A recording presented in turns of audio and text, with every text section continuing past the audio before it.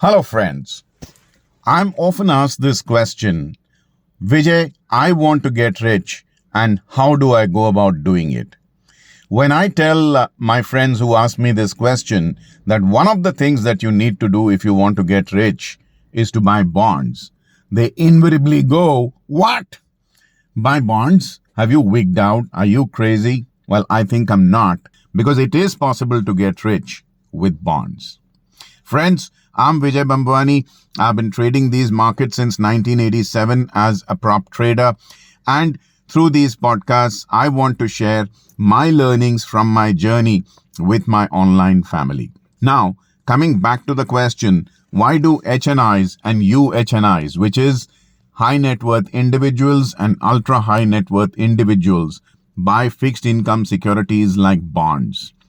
Because, hey, bonds, they're boring. They don't offer capital appreciation, which of course is not quite correct, unless they are zero coupon bonds or gilt funds bought at the right time. Now, zero coupon bonds are those which are offered at a discount. They offer you no interest, and as time passes by, the bond price goes up to compensate you for the interest loss. We'll come to that later. Why do the rich get into something like bonds that offer only a fixed interest or a fixed coupon rate? Do the rich lack the risk-taking appetite? Are they plain lazy? Are they ignorant about other money doubling, tripling, and multiplying stock ideas? Or do they know something that the rank and file investor doesn't? Well, in this podcast, I discuss this very issue. You see, whenever any crime occurs, the investigating officer first tries to ascertain the motive and the beneficiary of that crime. That helps in nabbing the perpetrator of that crime. If you break down the process of investing and trading, it is also about motive and benefit. To answer your question about why the rich and savvy investors buy bonds, I will ask you a couple of questions myself. What happens when you're thin? The answer is you want to bulk up and put on some weight. What happens when you're overweight? You want to trim down and look slim. What happens when you're not rich? Hey, that's easy. You want to make money and get rich. You all know the answers to these questions, right? You buy capital appreciation and income yielding securities like stocks, because stocks go up in price, they give you capital appreciation and dividend yields, which give you frequent and regular income. But what happens when you're already rich? I can bet that many people would not be able to answer this question satisfactorily. Have you ever thought about what you would do if you were already rich? Because once you're rich, you obviously want to get even more richer and make even more of new money, which means more money. But what about the existing or the old money that you already have? You don't want to lose that for sure. And you may want to leave it to your legal heirs. Now there you have the motive and the beneficiaries of bonds. Now let's talk about bonds, especially sovereign guaranteed bonds, which I so often talk about in my social media and mainstream media interviews and updates. Are these safe? There are private sector bonds, which are credit rated by ratings agencies like CARE and ICRA, etc. And then there are sovereign guaranteed bonds guaranteed by the central and or state governments.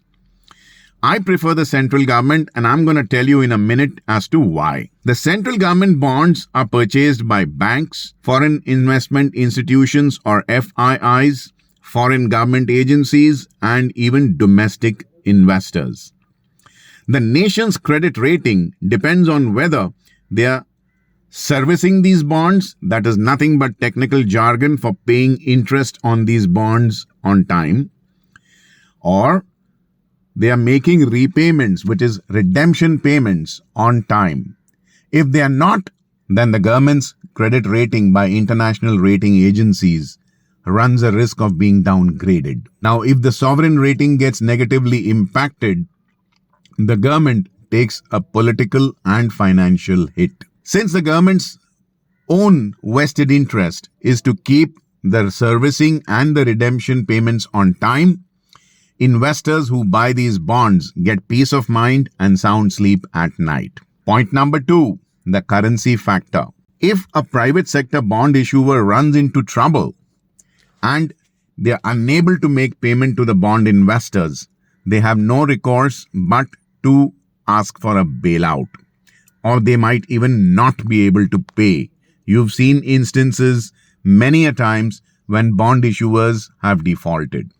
But if the central government runs out of money to service or redeem these bonds, only the central government has the power legally to print currency and repay the bond holders.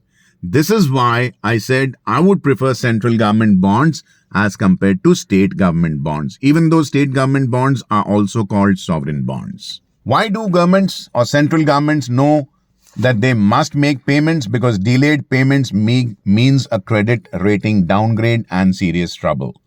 What happens when a country's sovereign rating falls?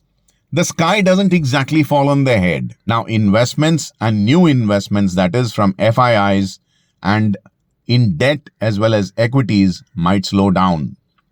Interest rates on existing government borrowings from foreign investors and money lenders, interest rates might go up on these existing loans, and therefore the deficit might run up. When the deficit goes up, the nation's currency might get weaker. If the nation's currency gets weaker, inflation goes up because a weak currency can buy fewer goods and services and the purchasing power goes down, which is why sovereign bonds are safer. Point number 3, bonds help you make higher trading profits. What? You ask me. Come again? Have you wigged out, Vijay? Are you recording this podcast under influence of something intoxicant maybe? No, I'm not. How can bonds help me to make higher trading profits? Allow me to explain. People of my community teach their young ones that one should keep aside enough money in fixed income securities to generate interest enough to meet both household and lifestyle expenditure from the interest income alone. Then and only then you invest in riskier businesses or even investments like stocks, commodities, foreign exchange trades, etc. So even if your trade or investment is not doing well temporarily, you're not forced to close the trade down due to monthly survival expenses and existential anxieties. Closing a trade due to financial reasons and not because your stop loss is hit is a financial crime. And by investing enough in fixed income securities to generate household expense, you avoid making those mistakes. It allows you to stand your ground and ride out the adverse period and take care of your existential anxieties. So when you don't book losses due to financial compulsions, you automatically wind up making higher profits ultimately. Now you understand why bonds help you make more profits. I'm not done yet, there's more. Then point number 4 is the legacy factor. And this is not small potatoes either. You can leave stocks, bonds, commodities, real estate, etc. to your legal heirs in your estate planning for preparation after your death. That way, your legal heirs will already have a bond or a fixed income portfolio ready-made to look after their survival expenses, so they can hit the ground running and focus on investing in capital appreciation investments. That's why and that's how the rich get richer, generation after generation. I hope you understand the motive and the benefits in this equation, and now it's a little more clear why the rich are neither lazy nor ignorant about other higher yielding asset classes just because they invest in bonds. I think they are rather smart and plan their finances well. I'm a student of behavioral finance. I'm taught to take a look at anybody's portfolio and arrive at an approximate estimate of that person's personality. Let me simplify that. If you were to see two people in the gym, one doing bicep curls and weight training and the other doing sit-ups, which one is the fitter one and which one probably has a punch. We are talking about odds and not 100% certainties here. You would say that the guy doing bicep curls is fit and is planning on building muscle, and the guy doing sit-ups is fatter, relatively, and planning on flattening his stomach. Similarly, when I see 100% equity portfolio of any investor, it tells me that the investor aspires or dreams to be rich, but is not yet there. If there is a mix of stocks and bonds, it tells me that the investor has made profits from previous investments and wants to protect those profits by making those investments in bonds. Remember why the rich invest their money in bonds. It's that simple, actually. Now, you would ask me, why don't advisors recommend bonds? Come back to what I told you. Think of the motive and the benefit scenario. If you want to buy bonds, what do? You go to the RBI, the Reserve Bank of India's Retail Direct GSEC portal, and you can buy bonds directly from banks without any intermediary, without any broker, without paying any commission and execution costs paid to any advisor. How will any advisor benefit from recommending you to buy bonds? On the contrary, when they advise you to buy and sell stocks very often, you will generate commission and execution costs for intermediaries, and that's why they'll recommend these to you. Nothing happens in the financial markets without a reason, and because these are financial markets, the reason is always financial. Remember the motive and the benefit equation. Now, I told you that it is not necessary that bonds do not provide capital appreciation. Now, I'm going to tell you how they do. Heard of a guy called Bill Gross? He's the king of the bond markets, and he's made billions of dollars from bonds.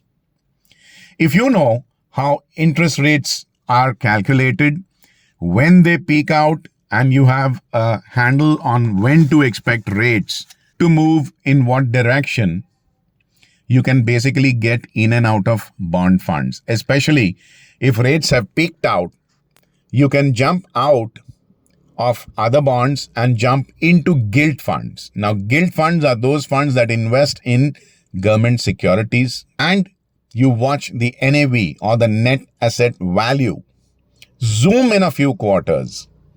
Now, there goes your myth that bond prices don't appreciate. It's not just the zero coupon bonds that appreciate, it's also the gilt funds that appreciate, which are based purely on bonds. So do equities appreciate with 100% guarantee? I don't think so. But do bonds do that?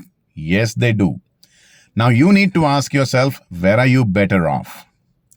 Do you know that the notional or the titular owner of government assets is the President of India? When public sector units or PSUs write out a dividend check, it is made payable to the President of India. The President is the owner or the borrower of government funds, of course, as a trustee of the government and the people. So when I buy a sovereign guaranteed bond, I sleep easy at night knowing that the President of India is looking after my money and will pay me back even if it means keeping the currency printing presses working overtime. That is the solid peace of mind that you enjoy after buying sovereign bonds. So please allocate funds to sovereign bonds now. Do remember, I have no motive and no benefit from making this recommendation to buy bonds. If you liked what you heard in this podcast, and if you like more ideas on investments and trades, please join our free Telegram channel called Markets 360 Degrees with Vijay Bhambwani for more such discussions and cutting-edge ideas. Thank you for being with me in this podcast. Till we meet again in my next. This is Vijay Bhambwani signing off for now. Have a very profitable day ahead. Bye-bye.